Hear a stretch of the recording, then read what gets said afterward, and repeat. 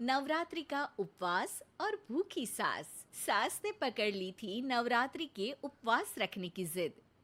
9 माताओं के लिए 9 दिन व्रत रखूंगी। मैया की भक्ति में शक्ति है। मैया हमारे परिवार को अपना आशीर्वाद जरूर देंगी।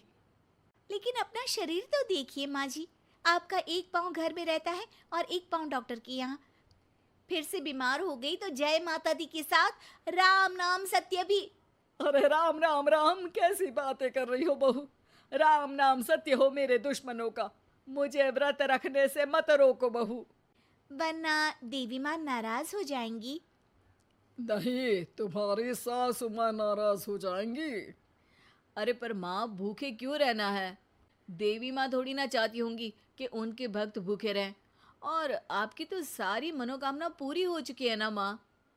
लालच है बेटा, लालच बुढ़ापे में भी खत्म नहीं होती। अरे तुम चुप करो जी। तुम्हारी भी उम्र है भक्ति भाव करने की। ज्यादा बड़बड़ की ना तो तुमसे भी उपवास रखवा लूंगी। हाँ।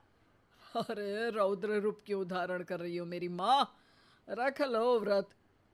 ठीक है माँ, बस अपनी हेल्थ का ध्यान रखना। अरे उसकी चिंता तुम मत करो बेटा। मैंने टीवी पे देख लिया है कि व्रत में क्या क्या खाने से शरीर में कमजोरी नहीं होती। अच्छा ही है, वरना ऐसा ना हो कि 9 दिन के बाद तुम मैया के द्वार की जगह सीधा हरिद्वार। अरे तुम मुझे हरिद्वार क्यों भेजना चाहते हो? क्योंकि अब तुम्हें मायके तो भेजने से रहा। बाबूजी, क्यों माँ को परेशान करते रहते हो? अच्छा माँ, ये बता दो कि आपको व्रत में खाने के लिए क्या क्या चाहिए होगा। सास के सामने सब हार जाते हैं।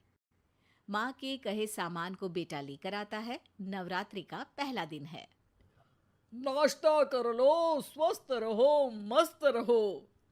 मेरा व्रत से ध्यान भंग मत करो। अच्छा ठीक है ठीक है। भूख लगेगी तो मेरी तरफ मत देखना। आई बड़ी। तुम कोई खाना हो जो तुमको देखूंगी। आए बड़े। माँ जी, ये लीजिए आपका फरियाली मिक्सचर। इससे व्रत नहीं टूटेगा। अरे इतना सा? दिन भर भूखी रहने वाली हूँ, थोड़ा तो और ला दे। पर ये सब तो सपोर्ट के लिए होता है ना माँ जी, पेट भर के थोड़ी ना खाना होता है। करवा चौथ का व्रत नहीं रख रही हूँ जो कुछ ना खाऊं पीऊं। हाँ यार, ये तो मैंने सोचा ही नहीं। तुम इतने सारे व्रत रखती हो तो मेरे लिए करवा चौथ का व्रत क्यों नहीं रखती? अरे जुबान पे तुम्हारा नाम न रखूं, व्रत क्या खाक रखूंगी तुम्हारे लिए। माँ के कहने पर बहू और भी फरियाली ले आती है, जिसे खाकर माँ डकार मारती है। इतनी जोर से डकारोगी तो दुर्गा मैया भी डर जाएंगी। तुमने तो उनके शेर से भी तेज आवाज निकाल दी। अरे शेर के जैसा पंजाबी मारती हूं मैं, देखना चाहोगे?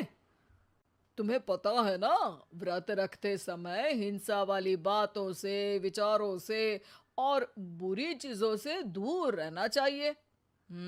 सही कहा। बुरी चीजों से दूर रहना चाहिए। इसीलिए तो तुमसे दूर जा रही हूँ, दूसरे कमरे में। सास ने कई सारी ऐसी चीजें खाई जिनसे व्रत ना टूटे। बहू, सब्र का फल मीठा होता है। इसका मतलब ये थोड़ी है कि तू मुझे शाम तक फल नहीं खाने देगी। माँ जी, 1 घंटे पहले ही तो आपने इतना सारा। अरे एक खाता ही बना ले, उसमें लिखा करे कि मैंने कितना खाया, कितना पानी पिया। अरे नहीं नहीं माँ जी, मैं अभी फल लेकर आती हूँ। जोर से बोलो। नहीं माँ जी, मैं फल लेकर आती हूँ। अरे ये नहीं, जोर से बोलो, जय माता दी। सासू माँ एक साथ बहुत सारे फल खा लेती है। माँ जी, इतनी जोर से मैं डर गई। अरे भक्ति की शक्ति की पुकार है। पुकार नहीं, डकार है। हाँ हाँ ठीक है ठीक है। चिप्स और लेकर आना जरा, उससे भी व्रत नहीं टूटता। माँ जी, आज ही सब खत्म हो जाएगा, नाश्ते का ही टाइम है। अरे ठीक है ना बेटा, मैं अब कुछ खाऊंगी ही नहीं, तुझे इतनी तकलीफ है तो। नहीं नहीं माँ जी, मेरा मतलब था कि उपवास में सिर्फ इतना खाना चाहिए जितना शरीर के लिए सही रहे। स्वाद के लिए खाने से तो अच्छा है कि उपवास ही मत रखो। माता जी की कृपा तो वैसे भी बनी ही रहती है। अरे वाह बहू वाह, एक ढोलक और हारमोनियम भी लेकर आना और प्रवचन करने लग जा। श्री श्री 108 बहु ईश्वरी माता। माँ जी, मैं आपके लिए चिप्स लेकर आती हूँ। बहू की सही सलाह को भी सास नजरअंदाज कर देती है।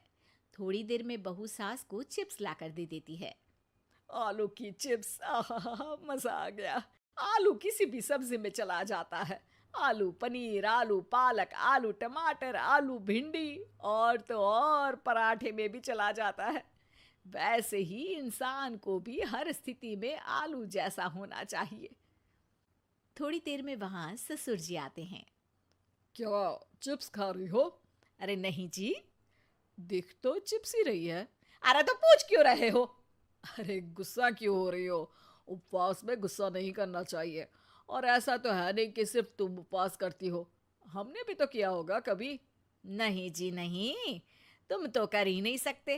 तुम उपवास में भी भेजा खाओगे और भेजा खाने से उपवास टूट जाता है। अच्छा थोड़ी सी चिप्स मुझे दे दो, मन ललचा रहा है। नहीं, उपवास के लिए है। तुम अपना खाना खा लेना जो भी बने। पूरा दिन सास कुछ ना कुछ खाती रहती है। जैसे ही रात होती है, बस उपवास हो गया, अब मैं खाना खाऊंगी। जो दिन भर से खा रही थी उसको क्या बोलते हैं? बाबूजी क्यों माँ को परेशान करते रहते हो? अरे लड़के, तेरी माँ दिन भर से इतना खा चुकी है कि देश में भूखमरी की समस्या इसी की वजह से बढ़ रही है। और खाने की दिक्कत नहीं है, कितना भी खाए लेकिन सेहत इधर उधर होती रहती है। कुछ ऊपर नीचे हो गया तो तेरी माँ खाने के बाद हाथ धोएगी और तू अपनी माँ से हाथ धो बैठेगा।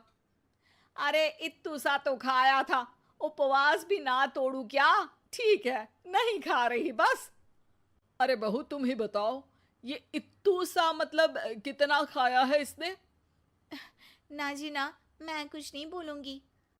खाना दे रहे हो या नहीं, या 9 दिन बिना जल के उपवास रख लूं? देने के लिए धमकी अच्छी है, सुनने में भी डरावनी लग रही है, पर जैसे तुम्हारी जुबान में स्वाद का खून लगा है ना, तुम भूखी नहीं रह पाओगी। मैं कसम खाती हूँ जी। अरे देखो, कसम भी खाओगी तुम। अरे कुछ और दे दो इसको खाने को। ये ले, दाल चावल खा ले बस। डॉक्टर भी कहते थे कि माँ को आए दिन पेट से जुड़ी समस्या रहती है। बस इसी के लिए घर वाले पहले उन्हें उपवास नहीं करने दे रहे थे, लेकिन जब उपवास करने दिया तो माँ ने इतना फरियाली खाया कि घर वालों की चिंता बढ़ा दी।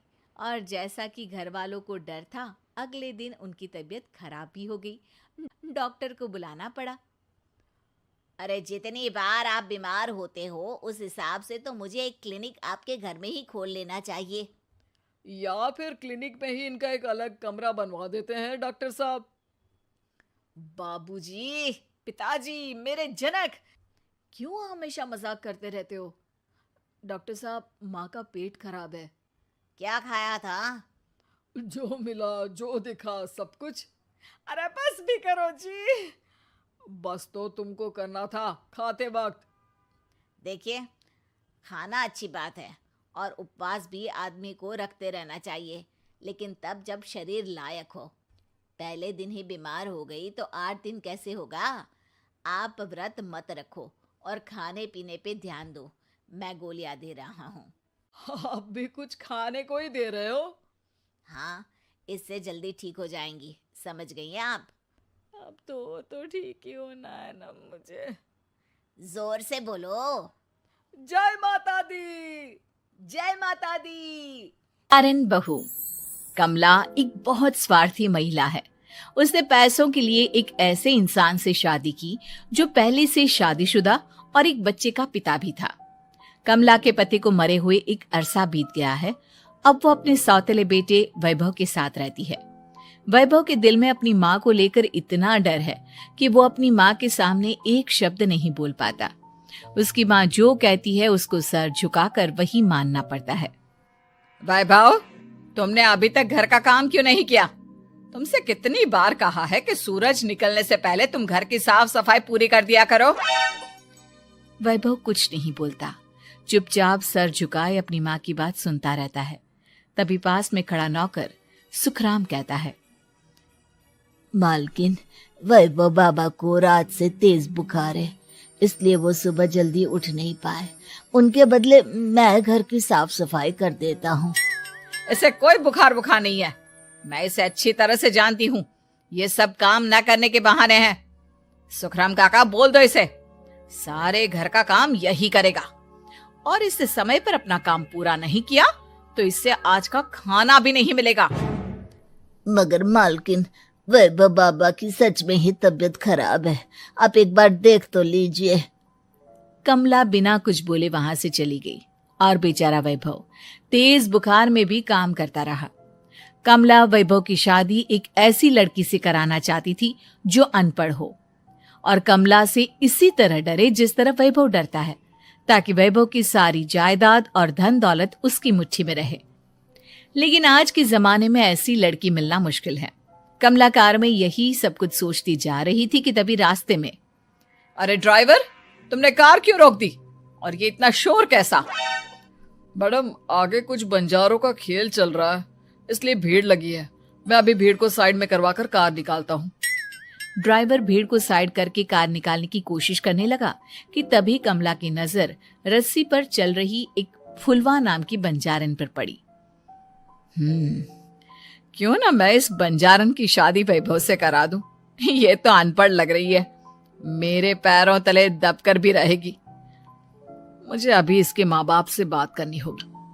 ये सोचकर कमला ने उन बंजारों से बात की और उन्हें शाम को अपने घर बुलाया। फुलवा के माता पिता वहां उसे लेकर आ गए। उन्होंने इतना आलीशान घर पहले कभी नहीं देखा था। अच्छा हुआ आप लोग आ गए। देखिए, मुझे घुमा फिरा कर बात करने की आदत नहीं है, इसलिए सीधे सीधे मुद्दे पर आती हूँ। मुझे आपकी बेटी बहुत पसंद है। मैं अपने इकलौते बेटे की शादी आपकी बेटी फुलवा से कराना चाहती हूँ। इसके बदले में आप जो चाहो वो ले सकती हैं। तभी फुलवा की माँ कहती है, ये क्या कह रही है मैम साहब? कहीं आप हमारी गरीबी का मजाक तो नहीं उड़ा रही ना? आप मेरे बेटे से मिल लो। अगर आपको मेरा बेटा पसंद आता है तो मैं कल से ही शादी की तैयारी शुरू कर दूंगी। सुखराम, सुखराम, वैभव को लेकर आओ। फुलवा अपनी माँ के कान में फुसफुसाती है, माँ, कहीं इस मेम साहब का छोरा पागल तो ना है? फुलवा अपनी माँ से बात कर रही होती है कि वैभव वहां आता है। फुलवा उसे देखती ही रह जाती है और उसके माता पिता उसकी शादी तय कर देते हैं।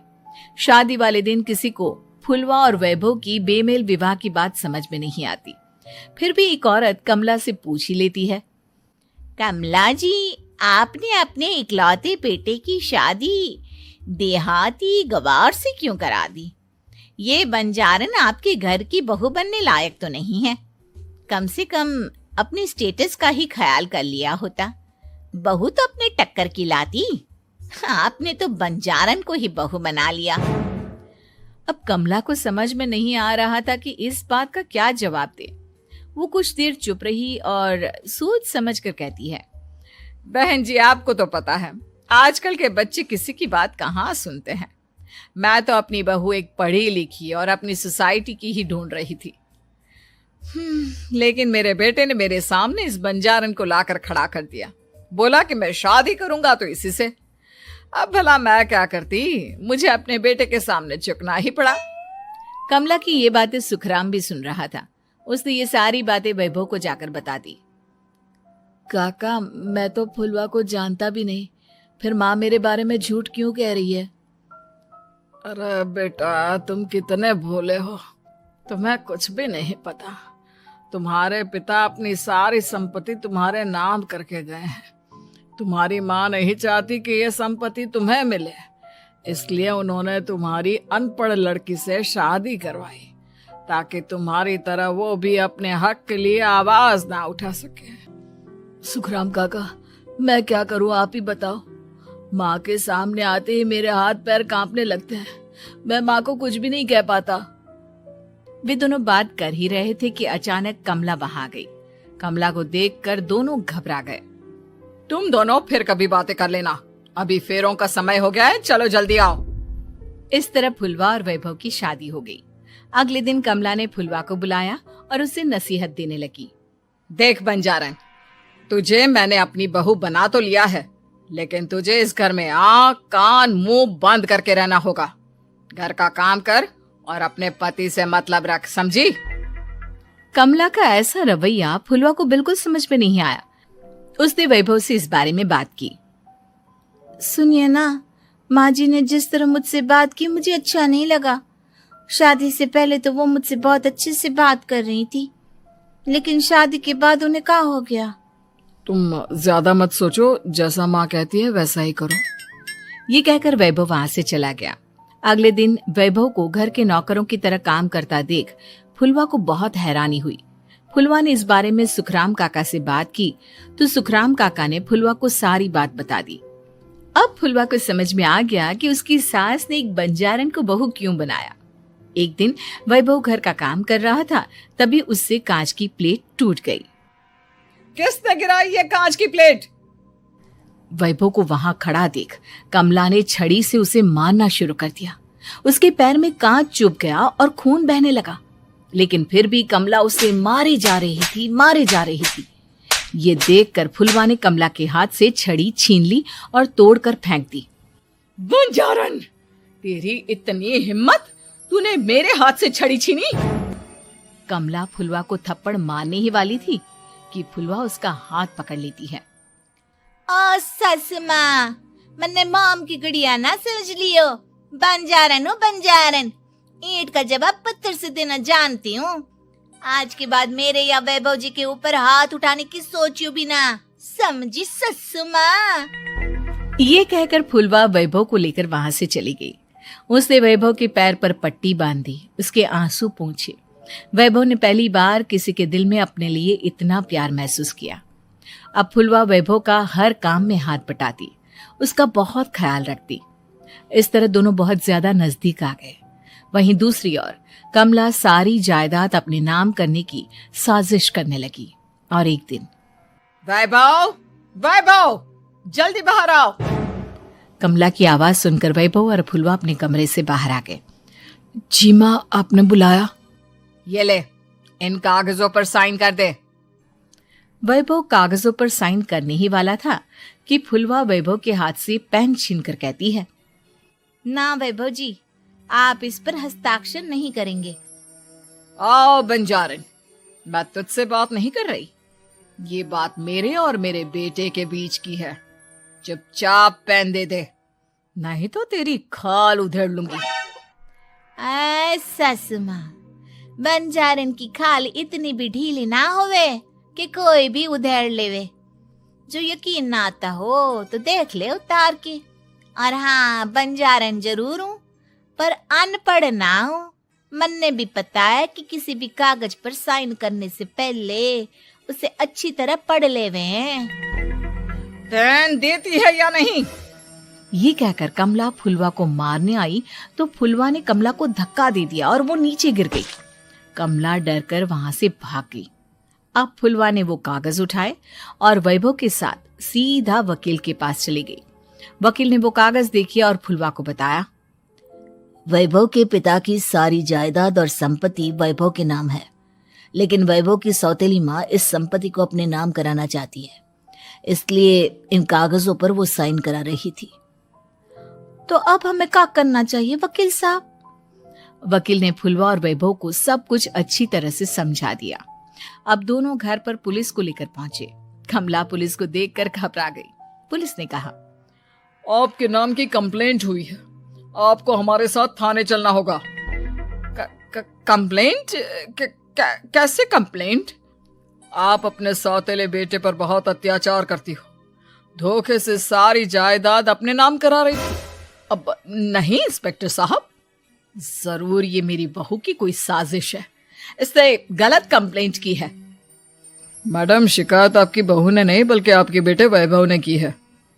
कमला वैभव का नाम सुनकर दंग रह गई। जिस बेटे ने कभी उसके सामने सर नहीं उठाया था, आज वही बेटा उसके सामने पुलिस को लिए आया है। वैभव, तुम्हारी इतनी हिम्मत कि तुम पुलिस को ले आए? हाँ माँ, मैं लाया हूँ पुलिस को, और मेरे अंदर इतनी हिम्मत कभी ना आती अगर फुलवा मेरा साथ ना देती। आपने बंजारन बहू को लाकर अपने ही पैर पर कुल्हाड़ी मारी है माँ। मैडम, अब की बातें खत्म हो गई हो तो चलो हमारे साथ। वैभव, मुझे माफ कर दो, मुझे थाने मत भेजो। आज के बाद मैं तुम्हें कभी नहीं मारूंगी, तुम्हें कभी परेशान नहीं करूंगी, मुझे माफ कर दो। वैभव अपनी कंप्लेंट वापस ले लेता है और पुलिस वहां से चली जाती है। वैभव अपनी सौतेली माँ से कहता है, मैंने पुलिस को वापस तो भेज दिया है, लेकिन मैं आपको माफ नहीं कर सकता। आपने बचपन से आज तक कभी मेरे सर पर हाथ नहीं रखा, हमेशा मुझे मारती रही, नौकरों की तरह बर्ताव करती रही।